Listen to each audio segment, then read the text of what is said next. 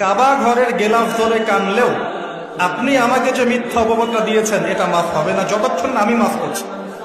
কথা কি বুঝতে পারছেন?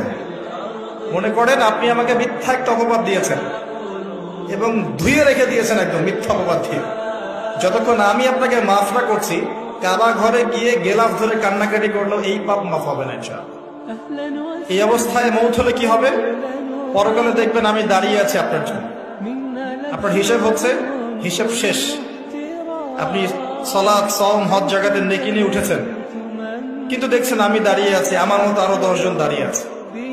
ওই 10 জনকে আপনি গালি দিয়েছিলেন, অপবাদ দিয়েছিলেন, তাদের গীবত করেছিলেন, তাদের সম্পদ বা সম্মানের হানি করেছিলেন। এখন কিয়ামতের মাঠে আপনার নেকি দিয়ে এই ঋণ শোধ করতে হবে, অন্য কোনো অপশন নেই। আর যদি নেকি শেষ হয়ে যায় তখন কি হবে? তখন আমার আমলনামা থেকে কিছু গুনাহ আপনাকে নিতে হবে।